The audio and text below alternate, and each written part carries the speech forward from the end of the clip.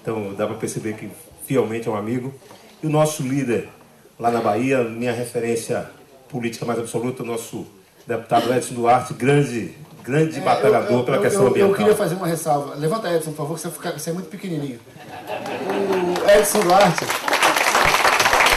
Edson, tá bom, vou fazer a referência ao Edson em nome de todos os meus amigos que estão aqui. Edson Duarte é ex-deputado federal, um dos melhores deputados que a Câmara dos Deputados já produziu. Uma das pessoas que mais entendem de transposição do Rio São Francisco, só para vocês terem uma ideia, e energia nuclear também, e índio também, ele vai e joga nas zonas. Licínio de Almeida é uma cidade de 12.311 habitantes, está localizada na Serra Geral, que é uma serra entre a Bahia e Minas, né, o sudoeste da Bahia, está muito próximo da divisa com Minas Gerais, e a 670 quilômetros da capital, Salvador. Que é a Rio+20.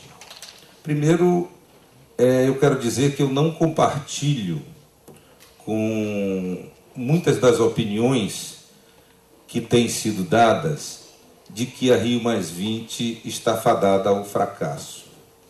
Eu acho que, independente do documento que vai sair da Rio+20, a Rio+20 já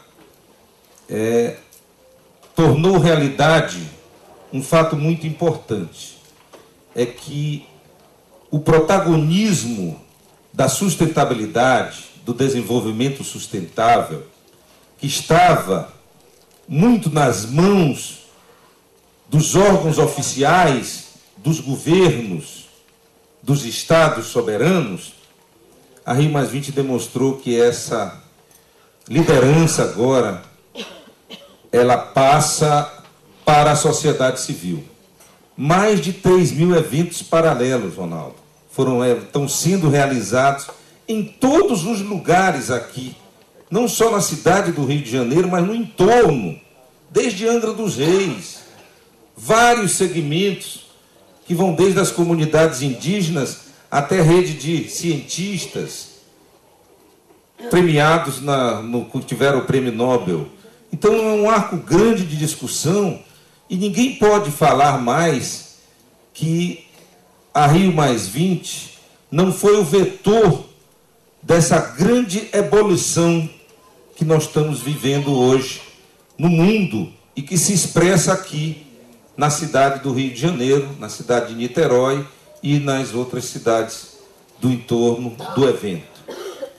Esse eu acho que já é um ganho. O fato da sociedade estar participando tão ativamente da sociedade global, ele já surtiu efeitos concretos. Por exemplo, a Aspásia não está aqui agora, porque ela é autora de uma lei, ainda quando vereadora, que obriga ao cumprimento de metas de redução das emissões de gases do efeito estufa. Então, essa ideia de uma deputada do nosso partido, do Partido Verde, o que muito nos honra, ela ganhou corpo e hoje o grupo do C40, que está reunido agora, mas já deliberou que eles vão tomar uma decisão dessas 75, que em torno do C40 já estão associados 75 cidades do mundo todo, dentre elas algumas das mais importantes, já tomaram a decisão de abaixarem, de terem metas, de abaixarem as suas emissões de gases do efeito estufa. Então, esse é o resultado concreto. Outro resultado, hoje os jornais estão dando, em outro segmento, que as 5 maiores bolsas de valores, elas estão estudando uma maneira de que as empresas consigam colocar seus ativos ambientais ou seus passivos ambientais na prestação de contas, nas suas contas. Isso também é um ganho que já está se materializando.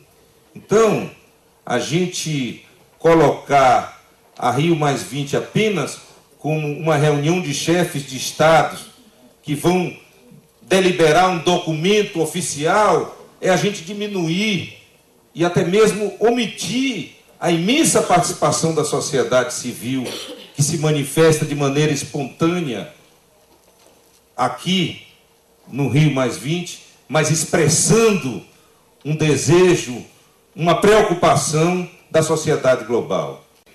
Este tema que es estructural, a su vez, en los últimos 5 años, por decir así, ¿no es cierto?, se ha agudizado a raíz de la crisis financiera que ha generado recesión, obviamente ha acentuado la desigualdad social, a su vez ha producido un aumento del desempleo y la única alternativa que plantean muchos de los países es el ajuste como solución a esta problemática. En realidad esta problemática tiene distintas dimensiones que es preciso y que acá se han hablado, ¿no es cierto?, que es su dimensión económica, su dimensión social, su dimensión ambiental y su dimensión espacial. Sí. ¿Qué es lo que hemos visto a lo largo de estos últimos 20 años, por decir así? Es posible, si lo vemos en economía por el lado de la oferta, ¿no es cierto?, que es el Producto Bruto Interno, que es una F, es una función del capital, del trabajo, de los recursos naturales, de la tierra, del agua y de otros elementos como el conocimiento, la innovación tecnológica, etc. Hemos tenido a lo largo de estos años, ¿no es cierto?, un crecimiento, como acá se ha visto, ¿no es cierto?, muy acentuado de esa producción, pero al mismo tiempo que esa producción ha estado creciendo, tenemos mayores desequilibrios regionales, o sea, el equilibrio regional ha ido disminuyendo, el cuidado del medio ambiente también ha ido disminuyendo, la igualdad social también ha ido disminuyendo, o sea, tenemos más desigualdad, mayor deterioro del medio ambiente, mayores desequilibrios regionales, así como otras, ¿no es cierto?, expresiones negativas de ese crecimiento en la producción. Y nosotros entonces vamos a hacer hincapié en que eso tiene que ver con esta F, digamos, para quienes lo analizamos esto desde el punto de vista matemático, en definitiva, esta función de producción de la sociedad es la que está generando este crecimiento, pero a su vez está generando este tipo de desigualdades y de desequilibrios. Adelante. Então, sustentabilidade deixou de ser uma utopia, conceito diferente para alguns, mas uma necessidade para todos nós.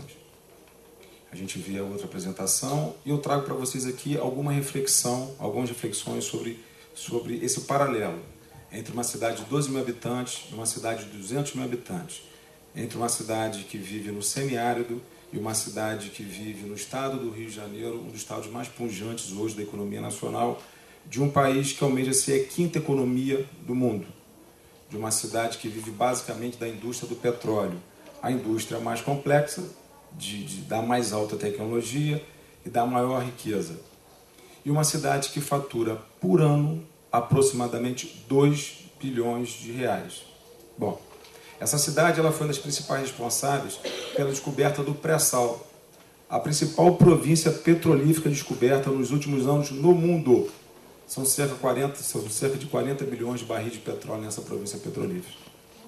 Mas essa mesma cidade que fatura 2 bilhões de reais por ano para 200 mil habitantes, que tem um PIB quase maior do que Portugal, o PIB de Macaé é quase maior que o PIB de Portugal. Essa mesma cidade que tira petróleo a 5 mil metros de profundidade, não consegue tratar uma gota de esgoto. Vejam bem o paradoxo. Essa cidade que recebe, que traz para os seus cofres 2 bilhões de reais ano, é uma cidade que tem cerca de 60% dos seus alunos na idade de 15 a 17 anos no processo de evasão escolar. E aí você começa a imaginar que solidariedade, integração regional e evolução tecnológica depende bastante de cada um do ator político. Você acabou de ver uma cidade com 12 mil habitantes, com 12 milhões de reais, onde o ator político ele faz a infinita diferença. E você acaba de ver também um outro relato de uma cidade, a capital nacional do petróleo, que produz 80% do petróleo regional do Brasil inteiro. 80% do petróleo do Brasil inteiro é produzido em Macaé, na capital nacional. 40% de todo o gás é produzido em Macaé, e você tem todos esses conflitos. Repara bem as palavras que estão lá. Gerar e difundir conhecimento geológico e hidrológico básico necessário ao desenvolvimento sustentável do Brasil. Cada palavrinha tem um sentido próprio. Levaria tempos para explicá-lo. No entanto, é importante ressaltar a palavra conhecimento, que não é dado e que não é informação. É muito mais que isso. Então, o Serviço Geológico tem essa missão. A outra palavrinha importante, hidrologia. Ciência que estuda o comportamento, a propriedade e o movimento da água no planeta. A água, nesse sentido, numa visão holística, numa visão sistêmica, porque trata-se do ciclo hidrológico, trata-se da integração das águas subterrâneas, superficiais e atmosféricas. Modelo esse que nós, humanidade, pensamos ainda de forma fragmentada, que é o modelo que a gente tem que modificar para andar na continuidade da transformação cosmopolita.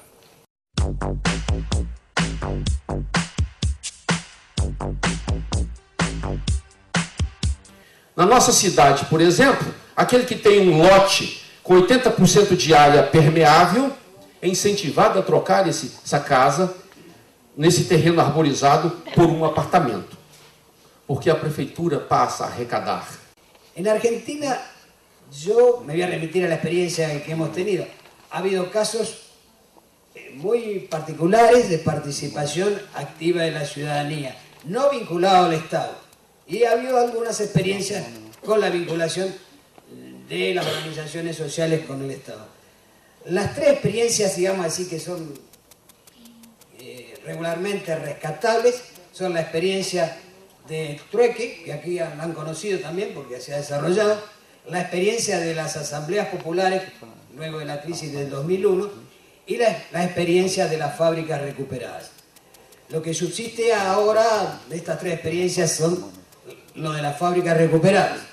Las otras dos experiencias lamentablemente no han desaparecido prácticamente del escenario nacional.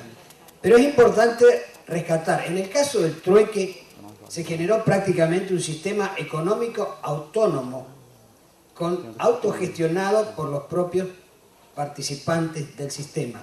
Un sistema que integró entre 2,5 y 3 millones de personas en la Argentina. Esto después por motivos obviamente económicos, políticos y que bueno, se fue superando la crisis, se fue diluyendo, pero es una de las experiencias más rescatables en materia de participación.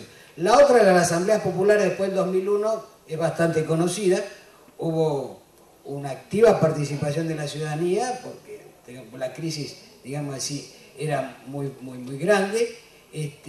La experiencia quedó diluida fundamentalmente en un primer momento por la intrusión de algunos sectores políticos que hicieron poner en crisis a ese sistema asambleario, donde mucha gente se sumó con mucha honestidad y bueno, aparecieron manipuladores que malograron la experiencia. Pero las fábricas recuperadas todavía continúan. O sea, hay muchas experiencias, debe haber más de 150, no sé, corríjanme los del INTI que saben más. Hay hoteles, periódicos, panaderías, industrias metalúrgicas. Tal vez lo que falte ya en esta etapa es una interrelación entre estas experiencias. O sea, una experiencia puede nutrir a otra, complementarse. Esto daría lugar no solo a un proceso de recuperación en materia, digamos, de trabajo, sino un proceso, sí, con ciertas características económicas importantes.